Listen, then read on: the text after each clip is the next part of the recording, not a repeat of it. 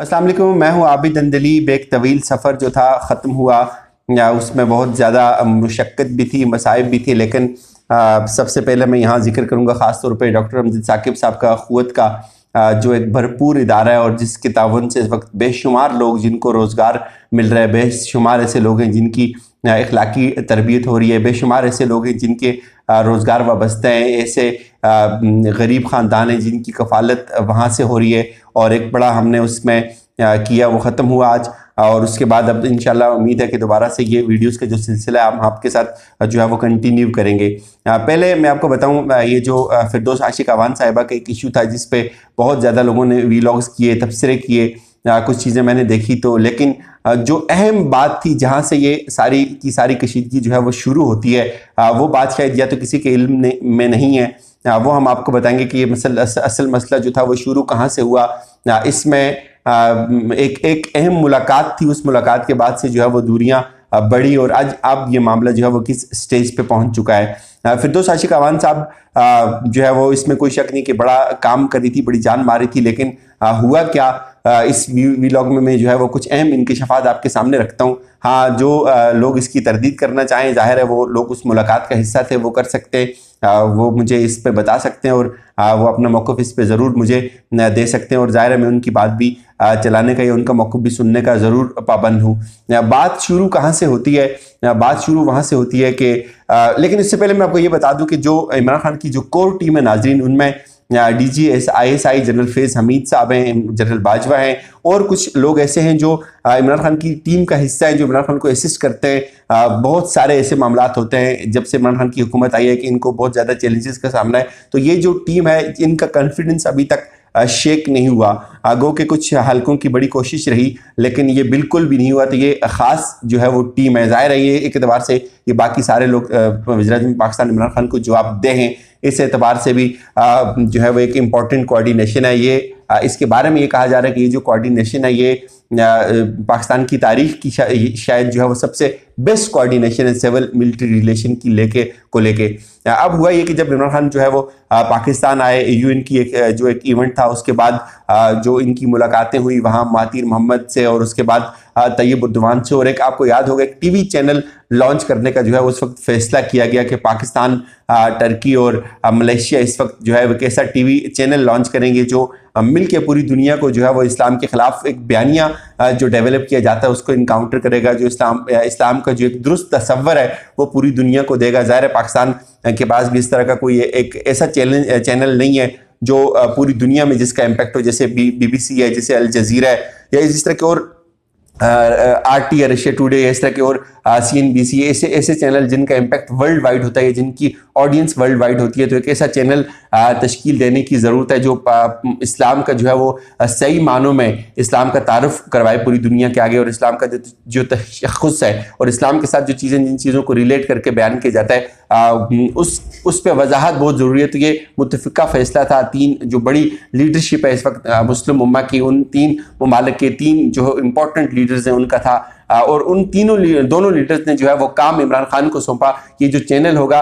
इसको आप जो है वो पाकिस्तान से इसकी अभी इस पे काम करना शुरू करें, इसकी दाग पे डालना शुरू करें, इस प्रोजेक्ट को जो है वो स्टार्ट जो है वो किया जाए। वो टास्क जो था वो इमरान खान को सौंपा गया, और इमरान खान जब पाकिस्तान आए तो उन्होंने एक इंतहाई इंपॉर्टेंट मीटिंग कॉल की जिसमें फिरदौस आशिक अवान साहिबा थी, जिसमें DGISI जनरल फैज़ हमीद थे, जिसमें कुछ 2-3 और लोग जो थे जो PTV से वाबस्ता हैं, और ये लोग भी उस मीटिंग का हिस्सा थे। इस मीटिंग में ये सारी की सारी चीज़ें तय हुई कि किस तरह से इस चैनल को लॉन्च किया जाए, क्या उसका जो फ्रेमवर्क है उसको कैसे तरतीब दिया जाए, क्या ज़रूरी इक़दाम जो है वो उठाए जा सकते हैं, किस इदारे को ये ड्यूटी सौंपी जाएँ, और बुनियादी ये सारी की सारी जो चीज़ें थी ये डिस्कस हुई। ये बिल्कुल पहली मीटिंग थी उस चैनल के हवाले से। अब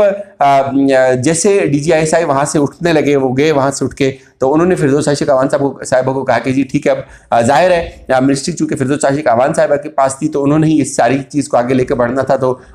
जो असिस्टेंस या जो इनपुट जो है वो DGISI ने देना था उन्होंने दिया, और उन्होंने ये भी कहा कि हमारे कुछ जो है ऑफिशियल जो है वो आपको अब इस पर कॉन्टेक्ट करेंगे, और ज़ाहिर है कि इस चीज़ को आगे बढ़ना था, इस पर आगे बात होनी थी। तो अभी DGISI वहाँ से चले और फिरदौस आशिक अवान साहिबा ने एक और बंदे को फ़ोन किया, वो भी बड़े इंपॉर्टेंट बंदे थे, उनको फ़ोन किया और इमरान खान का साहब को उनसे मिलाया कि नहीं, जो चैनल का काम होगा वो इनके साथ मिलके जो है वो किया जाएगा। वहाँ से وہ ساری کی ساری جو چیزیں تھیں وہ ظاہر ہے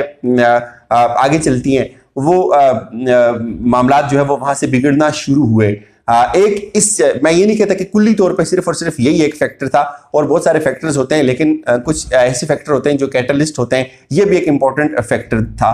اس ساری کی ساری ایکٹیویٹی میں۔ اسی کچھ روز بعد میں تھا اور میرے ایک دوست ہیں، ان کی شیخ رشید صاحب سے ملاقات ہوئی، تو وہاں میں نے ان کو کہا کہ سر فردوس عاشق اعوان صاحبہ جو ہے وہ اس وقت جو چیزیں تھیں کافی حد تک جو ہے وہ میچور ہو چکی ہوئی تھی، تو میں نے کہا جی وہ مجھے لگتا ہے کہ وہ چلی جائیں گی۔ تو فردوس عاشق اعوان صاحبہ کے بارے میں شیخ صاحب نے کہا کہ نہیں، وہ تو بڑا اچھا کام کر رہی ہے، اور بڑا جو ہے وہ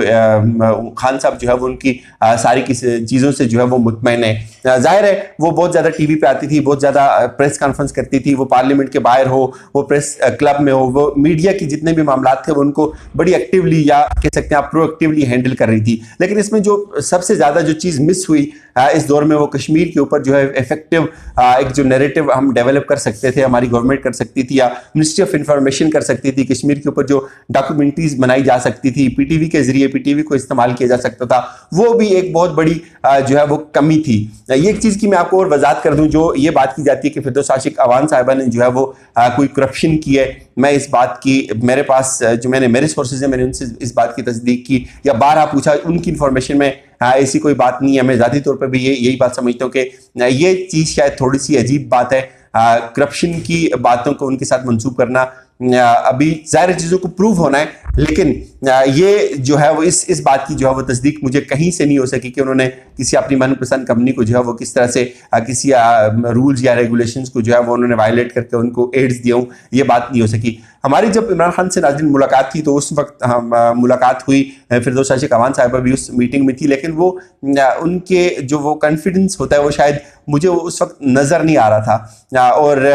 جو لوگ یہ بات کہنے کی کوشش کر رہے ہیں کہ ایک دم سے یہ فیصلہ ہوا فردوس عاشق اعوان صاحبہ کو ہٹانے کا، میرے خیال میں یہ غلط بات ہے، ایک دم نہیں ہوا، یہ ساری کی ساری چیزیں ہو گئی تھی، ان کو ہٹانا تھا، ہٹایا جس انداز سے گیا یہ ایک الگ ایشو ہے، یہ ایک الگ بات ہے،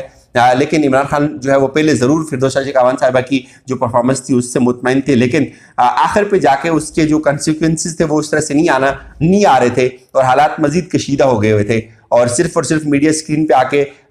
بات کرنا اور اس بات کے اندر جو ہے وہ کوئی معنویت نہیں پیدا ہو رہی تھی، تو اس لیے یہ ساری کی ساری جو ہے وہ چیزیں آئیں، اور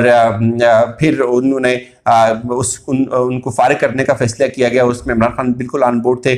کوئی اگر یہ کہتا ہے کہ عمران خان جو ہے اس میں فیصلے میں نہیں تھے یا کسی بیوروکریٹ نے یہ فیصلہ کیا ہے تو یہ عجیب و غریب بات ہے، ایسی بات بالکل نہیں ہے۔ اس کے بعد فردوس عاشق اعوان صاحبہ نے پریس کانفرنس کی بات کی، وہ ان کو اس سے بہرحال کچھ لوگوں نے منع ضرور کیا کہ آپ اس کو ابھی نہ کریں، وہ آخری وقت تک اس بات پہ ڈٹی ہوئی تھی کہ میں پریس کانفرنس کروں گی۔ پھر انہوں نے کچھ مشاورت بھی کی، اپنے حلقے کے لوگوں سے کی، اور کچھ اور لوگ جو تھے وہ بیچ میں آئے اور پریس کانفرنس کرنے سے ان کو جو ہے وہ روکا۔ اس وقت تو یقینی طور پہ وہ انہوں نے اس بات کو اپنے اس ڈیسیژن کو واپس لیا، لیکن اب جو ابھی میری کچھ دیر پہلے ایک بندے سے بات ہوئی تو اس نے بھی یہ کہا کہ وہ چاہتی ہیں کہ وہ پریس کانفرنس کریں گی، وہ اس چیز سے پیچھے نہیں ہٹیں گی، لیکن جو دوسرے لوگ ہیں وہ بیچ میں ہیں، اور غالب امکان یہی ہے جو ہے وہ ان کی جو ہے وہ یہ پریس کانفرنس جو ہے وہ نہیں ہوگی، اور شاید معاملات ٹھیک ہو جائیں گے۔ اب آتے ہیں جو نئی ٹیم لائی، اس کا میں آپ کو بتاؤں اس ٹیم کی بہت زیادہ امپورٹنس اس لیے ہے، جو فردوس عاشق اعوان صاحبہ تھی ان کے دور میں کیا تھا کہ بہت زیادہ وہ ایکسیسو ٹی وی پہ آتی تھی، اور ان کی ان باتوں کے اندر کوئی معنویت نہیں ہوتی تھی، ان باتوں کا کوئی امپیکٹ فیکٹر جو ہے وہ ہم کہہ سکتے ہیں اتنا زیادہ نہیں تھا، اتنا اسٹرانگ نہیں تھا، پوری دنیا کو اس طرح سے میسج نہیں جاتا تھا، جس طرح سے فواد چودھری کا اگر ایک ٹویٹ پہ جو ہے وہ انڈیا میں آگ لگ جاتی تھی تو اور اس کو رپورٹ کیا جاتا تھا، تو اس کی نسبت فردوس عاشق اعوان صاحبہ کا جو ہے وہ اس طرح سے اتنا جو ہے وہ امپیکٹ فیکٹر نہیں تھا، جس طرح سے اداروں کو لے کے آگے جانا چاہیے تھا، جس طرح سے گورنمنٹ کا جو ایک نیریٹو تھا اس کو بڑے اسٹرانگلی اس کی پذیرائی ہونی چاہیے تھی، جس طرح سے کشمیر پہ پاکستان کا موقف تھا، پاکستان کی حکومت کا موقف تھا، اس پہ بات ہونی چاہیے تھی، پوری دنیا میں وہ نہیں ہوتی تھی۔ تو اب جو ٹیم آئی ہے ہوپ فلی یہ ٹیم بڑی بیسٹ جو ہے وہ اپنا کردار ادا کرے گی، اس میں کچھ لوگوں کو ضرور تشویش ہے، ظاہر ہے ایک جو ہمارے اس میں آئے ہیں ان کا تعلق جو ہے وہ فوج سے، اور جو شبلی فراز ہیں